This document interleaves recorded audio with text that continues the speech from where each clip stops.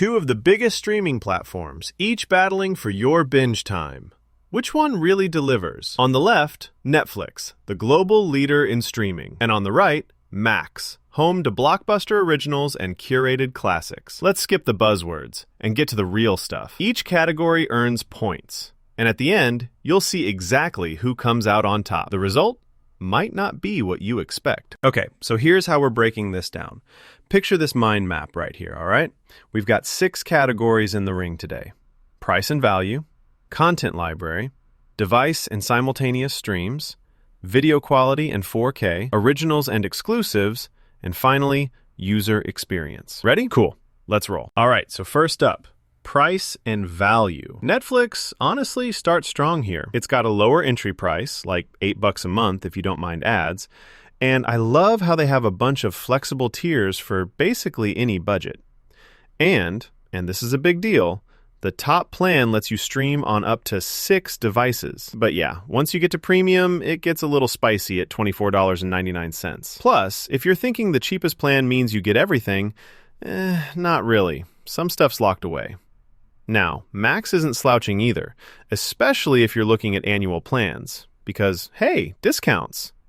Their 4K access kicks in at those mid and high tiers, which is kind of cool. But let's be real. If you want to go ad-free, you're shelling out almost $17 a month. And their top plan is still less expensive than Netflix's premium, but you don't get as many streams. Honestly, between price and what you get, Netflix takes this round. Moving right along, content library. Netflix is like stacked, something like 7,500 titles just in the US. And it's not just quantity, the mix is wild. Dramas, anime, reality TV, tons of stuff from all over the globe. And those originals, Stranger Things, Bridgerton, they're pretty much everywhere. Although, heads up, sometimes stuff just disappears. And yeah, a few of their originals are more, quantity over quality. Now, Max is the place for prestige TV. If you want shows with all the Emmys and big movie nights at home, it's here. Succession, Game of Thrones, The Sopranos, plus those Warner Brothers movies and some old school classics. But, and here's the catch, their library is way smaller than Netflix's, mostly sticking to HBO/Warner stuff, and updates happen slower. Gotta admit, Netflix takes it again, just because it's so massive. Next up, devices and simultaneous streams. Netflix Premium lets you go wild with 6 devices at once. I mean, you want to watch it on your toaster, your VR headset, basically anything? There's probably an app. Downside, password sharing is pretty locked down for new users, so sorry, distant cousins. Max gives you up to 4 streams at once. Not bad, honestly. And supports all the regular gadgets. Smart TVs, streaming sticks, mobile phones, you name it. But there's no VR app.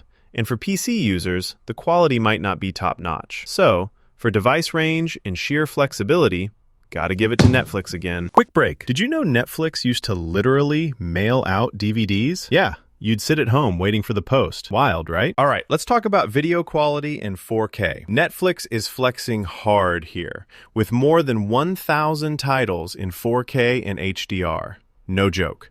And it's available basically everywhere. PC, mobile, TV. The catch is, if you want Ultra HD, you gotta cough up for the premium plan, which, yeah, back to $24.99. Now, Max does give you 4K if you go for their ultimate plan, and the curation is kind of cool. Only the best stuff gets that shiny treatment. But get this, they've only got like 50-ish titles in 4K. 4K is really best if you're on a big living room TV. For sheer quantity and accessibility, Netflix just blows it out of the water. Okay, now for originals and exclusives, where Max absolutely brings the drama and, honestly, the bragging rights. Netflix has a massive slate of originals, and I mean international hits like The Crown and Squid Game, but some of it, not all are buzzy or critically loved. Max, though, it's about the big league stuff. Succession, House of the Dragon, even Friends. Plus, new Warner Brothers movies drop here, which is always fun. Not as much volume, sure, but nearly everything is a hit.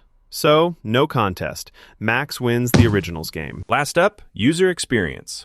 Netflix, for most people, is stable, reliable, and it's always suggesting something you'll probably binge with those wild, personalized recommendations. Love that play something shuffle for when you're feeling indecisive. That said, some say the interface is a little cluttered. Max, on the other hand, feels super cinematic. Lots of curated stuff on the homepage and newbie-friendly navigation. But honestly, for personalization and how smooth everything just works across devices, Netflix has the edge, even if their design sometimes feels a bit busy. Winner, Netflix. All right, so let's look at the scoreboard. If you stack these two up on a radar chart, you can actually see Netflix dominating across price, content, devices, video quality, and even user experience. Max hangs on hard with the originals, but overall, the gaps are pretty clear. So here's my honest take. If you're the type who wants endless options and shows from pretty much every genre and country, Netflix is the move. It's just the go-to global streaming app. But if you're all about prestige TV, epic dramas, and having those instantly recognizable hits, Max is the king. Some folks even run both. Just saying. If this video helped you out, or you just want someone else to obsess over streaming choices for you, stick around. Hit follow for more of these deep dives. See you in the next one.